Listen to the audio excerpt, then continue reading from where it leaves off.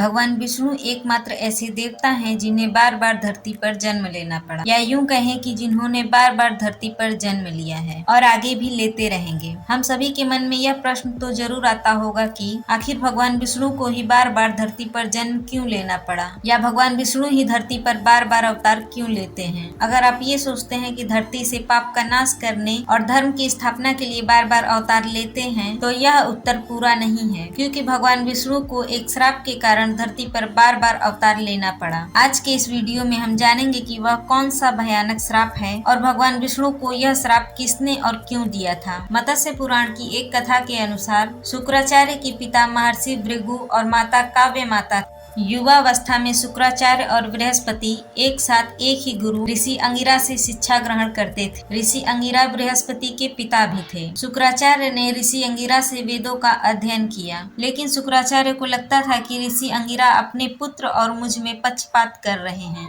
इसीलिए शुक्राचार्य ऋषि गौतम से शिक्षा लेना आरंभ कर दिए, लेकिन इंद्र द्वारा पक्षपात करने के कारण बृहस्पति देवताओं के गुरु बन गए और शुक्राचार्य असुरों के गुरु बने। शुक्राचार्य इंद्र और देवताओं से अपने साथ हुए पक्षपात का बदला लेना चाहते थे, लेकिन तब असुरों द्वारा देवताओं को हराना लगभग असंभव था। देवताओं और असुरों के बीच कई युद्ध हुए, लेकिन हर बार देवताओं की विजय हुई और असुरों को हार का सामना करना पड़ा। इस बात से शुक्राचार्य काफी निराश हुए और उन्होंने असुरों की सहायता के लिए भगवान शिव की शरण में जाने का निर्णय लिया। शुक्राचार्य शिव जी से मृत्यु संजीवनी स्तोत्रम हासिल करना चाहते थे, ताकि असुर अजय बन जाएं, और यदि कोई असुर युद्ध में मारा भी जाए तो वह उसे पुनर्जीवित कर ले और देवताओं से इस तरह अपने अपमान का बदला लेने में सफल हो जाएं। शुक्राचार्य ने सभी असुरों को अपने पिता महर्षि भृगु के आश्रम में शरण लेने के लिए कहा और स्वयं वो भगवान शिव को प्रसन्न करने के लिए तपस्या में लीन हो गए।